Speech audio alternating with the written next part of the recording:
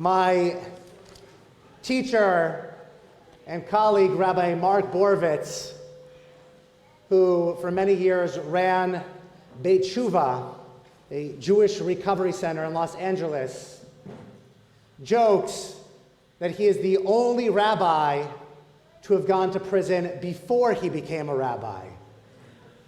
I don't know what that says about the rabbinate. But you see, he spent much of his early life as a criminal.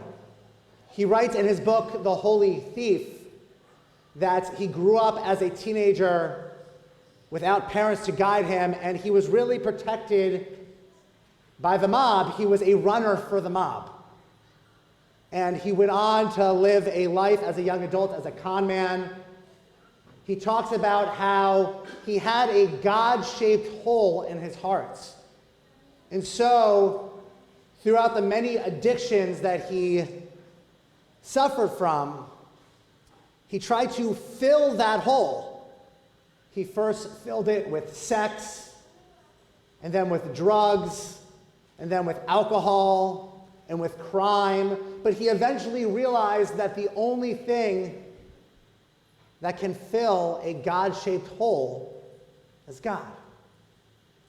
And during his years in prison, he heard a voice calling out to him again and again. And he realized what he needed to do to fill that gaping hole. This morning we read arguably the most disturbing part of our Torah.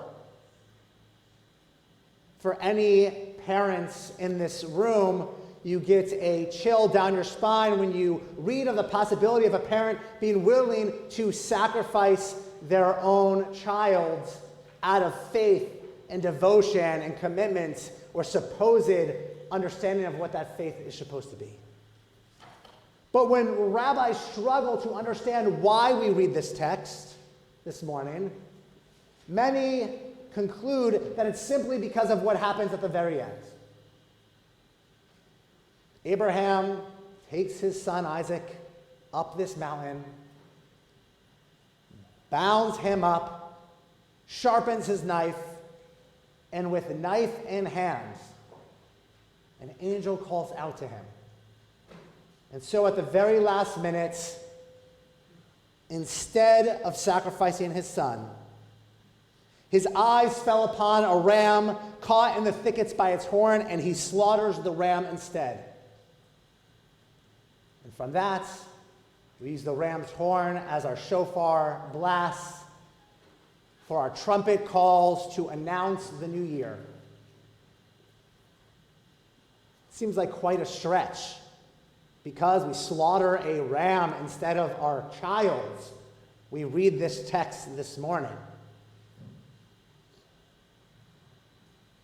Rabbi Borvitz goes on to talk about how different loved ones, family members, would call out to him time and time again, and he wouldn't listen.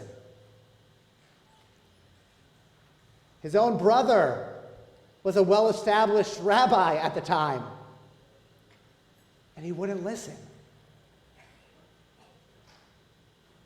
And he reflects on this moment of Torah, a moment in which the angel had to call out to Abraham twice to stop him from doing what he thought was his only direction in life. Imagine that. To be down such a spiral, so deep in darkness that you don't hear the angel calling you, telling you you need to change your ways.